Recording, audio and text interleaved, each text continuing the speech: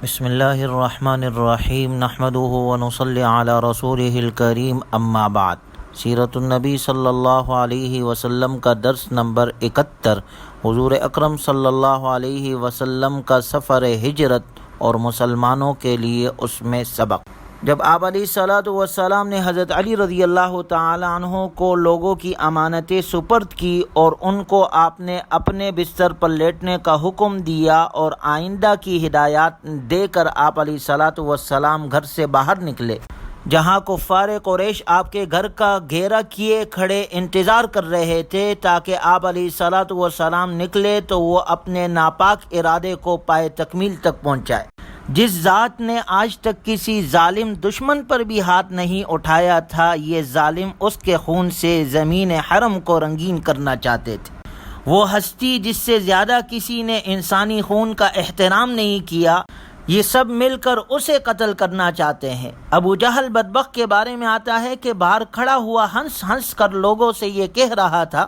کہ محمد صلی اللہ علیہ وسلم کا گمان یہ ہے کہ اگر تم ان کی اتباع کر لو تو دنیا میں عرب اور عجم کے بادشاہ بنو گے، اور مرنے کے بعد جنت ملے گی، اور ان پر ایمان نہیں لاؤ گے تو دنیا میں ان کے پیروکاروں کے ہاتھوں قتل ہو جاؤ گے اور مرنے کے بعد جہنم میں جلو گے۔ حضور اکرم صلی اللہ علیہ وسلم اسی وقت گھر سے باہر تشریف لائے، تھوڑی سی مٹی اپنے ہاتھ مبارک میں لی اور آپ علیہ السلام نے فرمایا، ہاں میں یہی کہتا ہوں، اور تو بھی ایک انہی میں سے ہے کہ دنیا میں میرے اصحاب کے ہاتھ سے قتل ہوگا اور اس کے بعد جہنم میں جلے گا۔ آپ علیہ الصلوۃ والسلام نے یہ مٹی ان کے سروں پر پھینکتے ہوئے سورہ یاسین کی ابتدائی آیات تلاوت کرتے ہوئے وَجَعَلْنَا مِن بَيْنِ أَيْدِيهِمْ صَدًّا وَمِن خَلْفِهِمْ صَدًّا فَأَغْشَيْنَاهُمْ فَهُمْ لَا يُبْصِرُونَ تک تلاوت فرمائی، اور وہ مٹی ان کی طرف پھینکی۔ اب تک تو وہ بصیرت کے لحاظ سے ہم لا یبصرون کے مصداق تھے، یعنی دل کے اندھے تھے۔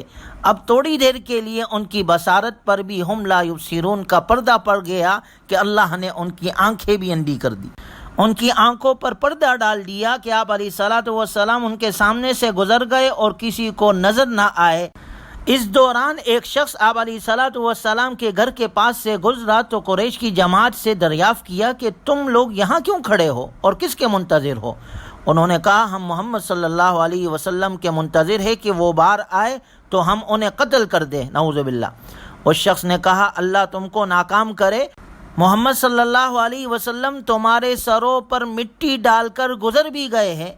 مشرکین نے اس کی بات کو کوئی اہمیت نہیں دی، لیکن جب صبح ہوئی اور حضرت علی رضی اللہ تعالیٰ عنہ آپ علیہ السلام کے بستر سے اٹھے تو کہنے لگے، واللہ اس شخص نے ہمیں سچ کہا تھا، اور نہایت ندامت کے ساتھ حضرت علی رضی اللہ تعالیٰ عنہ سے پوچھا کہ محمد صلی اللہ علیہ وسلم کہاں ہے؟ آپ نے فرمایا، مجھے علم نہیں۔ چنانچہ آپ علیہ الصلوۃ والسلام اپنے گھر سے نکلنے کے بعد حضرت ابوبکر رضی اللہ تعالیٰ عنہ کے پاس پہنچے، اور اس موقع پر آپ علیہ الصلوۃ والسلام نے انتہائی دانشمندی سے کام لیا۔ مکۃ المکرمہ سے مدینہ المنورہ کی جانب روانہ ہوئے تو عام شمالی راستے کے بجائے بالکل الٹ جنوب کی جانب سفر شروع کیا، جو راستہ بظاہراً مشکل اور غیر مستعمل تھا لیکن دشمنوں سے محفوظ تھا۔ اس موقع پر اگر غور کیا جائے تو آپ علیہ الصلوۃ والسلام نے وہ سارے اسباب اپنائے جو ایک دشمن سے حفاظت کے لیے اپنائے جاتے ہیں۔ گویا آپ علیہ الصلوۃ والسلام گھر سے نکلے تو آپ نے آیتیں پڑھی اور وہ مٹی ان کی طرف پھینکی، اس کے بعد آپ نے راستہ بھی دوسری طرف اختیار کیا، جس سے ہمیں یہ سبق ملتا ہے کہ اسباب اپنانا یہ توکل کے خلاف نہیں ہے۔ آپ علیہ الصلوۃ والسلام نے ہجرت میں خود اسباب اپنائے ہیں۔ نبی صلی اللہ علیہ وسلم کی تعلیمات سے مسلمانوں کو یہ سبق ملتا ہے کہ مسلمان اپنی زندگی کے اندر اسباب کو اپنائے، اپنے ساری تدبیریں کرے، احتیاط کو مد نظر رکھے، پھر توکل اور بھروسہ اللہ پر کرے تو اللہ کی مدد شامل حال ہوگی۔ چنانچہ آپ علیہ الصلوۃ والسلام یہ سارے اسباب اپناتے ہوئے اپنے رفیق صدیق اکبر کے ساتھ مکۃ المکرمہ سے روانہ ہوئے۔ باہر جا کر ایک حسرت بری نگاہ آپ علیہ الصلوۃ والسلام نے کعبۃ اللہ پر ڈالی، اور اس موقع پر آپ علیہ الصلوۃ والسلام نے فرمایا، واللہ انک لخیر ارض اللہ واحب ارض اللہ الی اللہ ولولا انی اخرجت منک ما خرجت۔ اللہ کی قسم اے مکہ، یقیناً تو کائنات کی بہترین اور اللہ کی محبوب ترین زمین ہے۔ اگر مجھے یہاں سے نکلنے پر مجبور نہ کیا جاتا تو میں یہاں سے کبھی نہ جاتا، کیونکہ سرزمین حرم مکۃ المکرمہ کو چھوڑنا، کعبۃ اللہ کو چھوڑنا، یہ کوئی معمولی سی بات نہیں ہے۔ پوری کائنات میں سب سے افضل زمین کا حصہ وہ اللہ کا کعبہ ہے، بیت اللہ ہے۔ جعل اللہ الکعبۃ البیت الحرام ان اول بیت وضع للناس للذی ببکۃ مبارکہ۔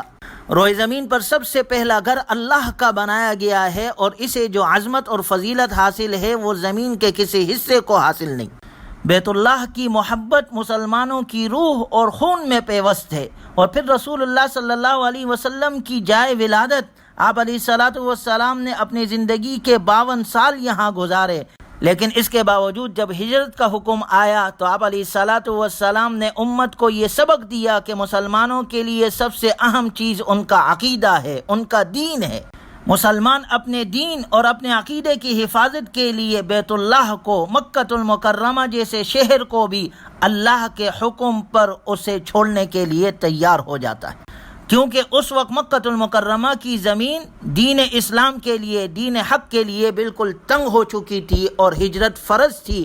اس لیے آپ علیہ الصلاۃ والسلام نے صحابہ کو بھی ہجرت کا حکم دیا، اور خود بھی آپ علیہ الصلاۃ والسلام نے ہجرت کی، اور اس عمل سے یہ ثابت کر کے بتلایا کہ مسلمان کے لیے سب سے اہم چیز اس کا ایمان ہے، اس کا اسلام ہے، اس کا عقیدہ ہے، جس کے لیے وہ اپنے گھر کو، اپنے شہر کو، اپنے وطن کو، اپنے مال کو، ہر چیز کو قربان کر دیتا ہے اپنے دین کی حفاظت کے لیے۔ چنانچہ آپ علیہ الصلاۃ والسلام حضرت ابوبکر رضی اللہ عنہ کے ساتھ غار ثور کی طرف روانہ ہوئے۔ غور کرے تو ایک سید الانبیاء ہے اور دوسرا افضل الناس ہے، اور دونوں کا یہ سفر کون و مکان کی زندگی میں ایک ایسا موڑ ہے جس سے زیادہ نازک مرحلہ کبھی آیا نہیں۔ قدم قدم پر صدیق اپنے صداقت کو ظاہر کر رہے تھے، اور ایک عجیب انداز سے آپ علیہ الصلاۃ والسلام کے ساتھ چل رہے تھے۔ کبھی آگے ہو جاتے، کبھی پیچھے ہوتے، کبھی دائیں ہو جاتے، کبھی بائیں ہو جاتے،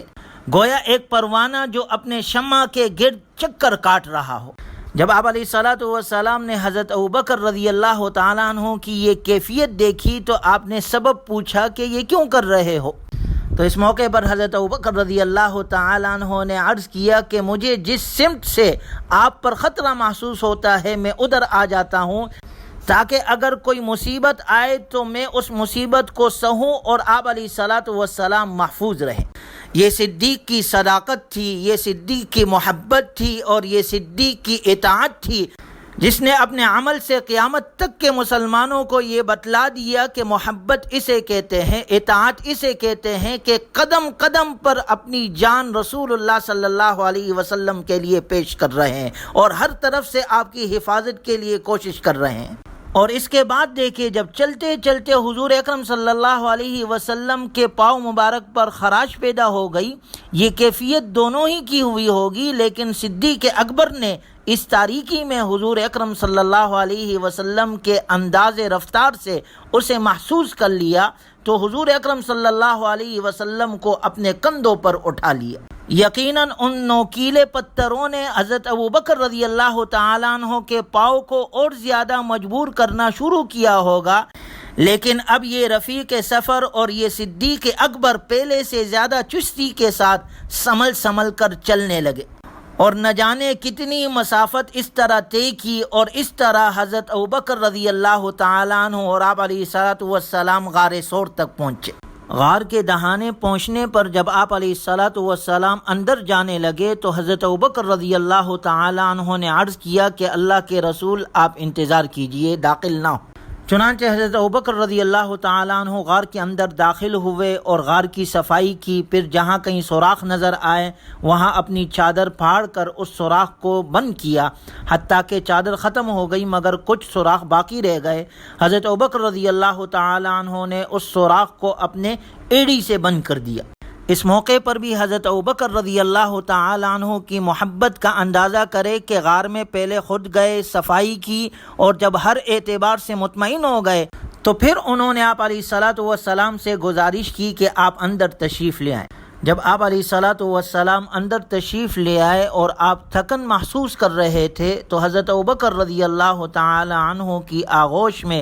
سر رکھ کر آپ علیہ الصلاۃ والسلام سو گئے۔ اس دوران ابوبکر رضی اللہ تعالی عنہ کے پاؤں پر کسی چیز نے ڈس لیا، مگر اس ڈر سے انہوں نے پاؤں نہیں ہلایا کہ آپ علیہ الصلاۃ والسلام کے نیند میں کہیں خلل نہ آ جائے۔ یعنی حضرت ابوبکر رضی اللہ تعالی عنہ کے محبت کی انتہا دیکھیں، لیکن اس ڈسنے کا اثر یہ ہوا کہ حضرت ابوبکر رضی اللہ تعالی عنہ کے آنکھوں سے آنسو ٹپکے جو آپ علیہ الصلاۃ والسلام کے رخ انور پر گرے تو آپ علیہ الصلاۃ والسلام جاگ گئے، فوراً دریافت کیا مالک یا ابا بکر، اے ابو بکر کیا بات ہے؟ حضرت ابوبکر رضی اللہ تعالیٰ عنہ نے عرض کیا، اللہ کے رسول میرے ماں باپ آپ پر قربان ہو، مجھے کسی چیز نے ڈس لیا ہے۔ سارا واقعہ سنایا۔ آپ علیہ الصلاۃ والسلام نے اپنا لعاب دہن لگایا جس سے اللہ تبارک و تعالیٰ نے حضرت ابوبکر رضی اللہ تعالیٰ عنہ کو فوراً شفا دی اور ان کی تکلیف دور ہو گئی۔ یہ تو ابوبکر رضی اللہ تعالی عنہ کی فضیلت ہے کہ رفیق سفر اور یار غار بنے، اور پھر اس کے ساتھ آپ کے گھرانے کو جو سعادت ملی۔ جب حضرت ابوبکر رضی اللہ تعالی عنہ اپنے گھر سے نکلے تو انہوں نے اپنے گھرانے کے افراد کو ہجرت کی منصوبہ بندی سے آگاہ کیا اور انہیں مختلف ہدایات اور احکامات دیے اور ہر ایک کی الگ الگ ڈپٹی لگائی۔ کھانا پہنچانے کی ذمہ داری حضرت ابوبکر رضی اللہ تعالی عنہ کی بیٹی اسما بنت ابی بکر کی تھی، وہ کھانا پہنچاتی تھی۔ اسی طرح کفار قریش جو مکے میں جو منصوبے دن بھر میں بناتے تھے ان کی خبر پہنچانے کی ذمہ داری عبداللہ بن ابو بکر رضی اللہ تعالی عنہ کی تھی جو آپ کے بیٹے ہیں۔ اسی طرح قدموں کے نشانات مٹانے کی ذمہ داری ابو بکر رضی اللہ تعالی عنہ کے غلام عامر بن فہیرہ رضی اللہ عنہ کی تھی کہ وہ بکریوں کو یہاں ریوڑ لے کر آئے تاکہ قدموں کے نشان مٹ جائیں، تاکہ کہیں قریش یہاں تک نہ پہنچ پائے، اور وہ بکریوں کا دودھ بھی آپ تک پہنچاتے تھے۔ اور اسی طرح وہ 2 اونٹنیاں جو ابوبکر رضی اللہ عنہ نے تیار کی تھی وہ عبداللہ بن اریقط کو دی ہوئی تھی جو اس نے تیار رکھی تھی، اور 3 دن کے بعد اسے جگہ بتلا دی تھی کہ وہاں پر پہنچنا ہے۔ گویا اگر دیکھا جائے تو آپ علیہ الصلاۃ والسلام کی ہجرت کے سارے انتظامات کرنے والے، آپ کی حفاظت کرنے والے، آپ کو کھانا پہنچانے والے، آپ کے لیے راستہ مہیا کرنے والے، آپ کو مشرکین کی خبر آپ تک پہنچانے والے، ان سب کی نسبت حضرت ابوبکر رضی اللہ تعالیٰ عنہ کی طرف جاتی ہے۔ گویا یہ سارا کریڈٹ حضرت ابوبکر رضی اللہ تعالیٰ عنہ کا ہے۔ جس کو رب ذوالجلال نے اتنی نعمتیں دی اس کی شان میں کوئی کمی کر سکتا ہے؟ دیکھا جائے تو یہ آج کے دور میں ان لوگوں کی کم عقلی ہے جنہوں نے صدیق اکبر اور صحابہ اکرام رضی اللہ عنہم اجمعین کے عظمت اور مقام کو وہ آج تک سمجھ نہ سکے۔ چنانچہ اس کے بعد آپ علیہ السلام اور حضرت ابوبکر رضی اللہ عنہ غار میں رہے، اور اس غار میں جو واقعہ پیش آیا اس کا ذکر اگلے درس میں کیا جائے گا۔ اللہ ہم سب کو عمل کی توفیق نصیب فرمائے۔ وآخر دعوانا ان الحمد للہ رب العالمین۔